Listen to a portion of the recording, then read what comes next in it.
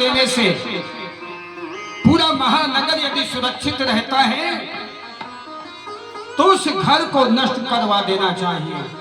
और खानदान में एक व्यक्ति को त्यागने से पूरा खानदान बच रहा हो तो उस व्यक्ति को त्याग देना चाहिए, छोड़ देना चाहिए। आपके घर में जो दुर्योधन पैदा हुआ है वो दुर्योधन आपके परिवार को विनाश के कगार पर ले जाएगा। आपके साले जो हैं शकुनी आपकी बुद्धि को विकृत बना के रख दिया है। प्रभु आपकी आंखें तो नहीं है, जन्म से ही आपकी आंखें नहीं है और अंदर की आंखों को आपके साले ने बर्बाद करके रख दिया। और यदि मेरी सलाह मानो आप तो अपने पुत्र दुर्योधन की बात मत मानो, पांडवों को लाक्षा गृह में जलने से बचाओ, पांडवों के साथ हो रहे अन्याय को आप रोको। ये सब बातें जब विदुर जी धृतराष्ट्र को कह रहे थे, दुर्योधन ने महल में उसी समय प्रवेश किया और विदुर के शब्दों को सुना, भड़क गया और जोर से चिल्लाते हुए कहने लगा, अरे विदुर जी, मेरी सिफारिश से तुम्हें महामंत्री का पद मिला है, मेरी कृपा से तुम्हें मंत्री पद मिला और आज मेरे ही विरुद्ध मेरे पिता को तुम भड़काने का काम कर रहे हो, निकल जाओ यहां से। आज के बाद यदि महल में प्रवेश किया तो अच्छा नहीं होगा। महात्मा विदुर ने कहा कि बेटा, तुम्हें कष्ट देने का मेरा कोई भाव नहीं था, मेरा कोई ऐसा मंतव्य नहीं था और मेरे शब्द तुम्हें बुरे लगे तो मैं क्षमा चाहता हूं, मुझे खेद है।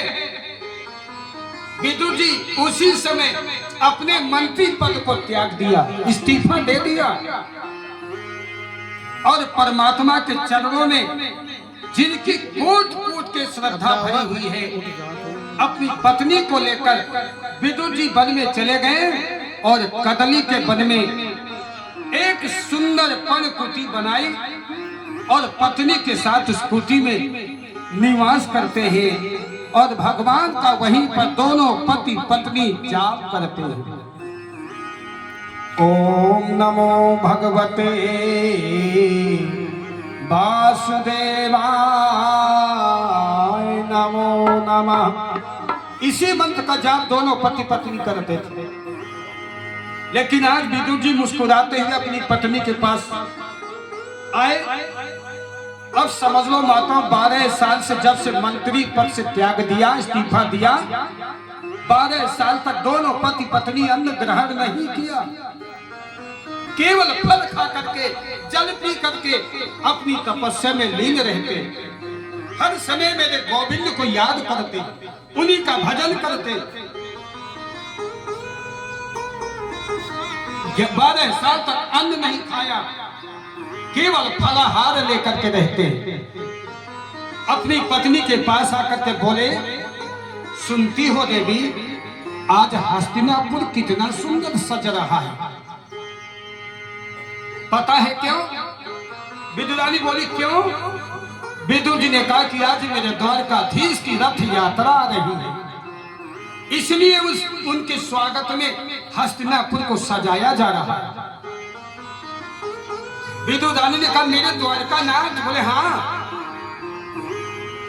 द्वारके श्री कृष्ण आज रथ यात्रा में आ रहा है।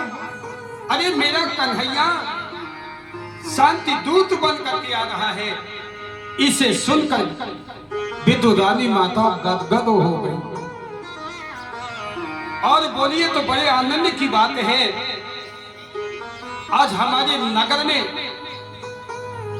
हमारे द्वारका नाथ पधार रहे हैं।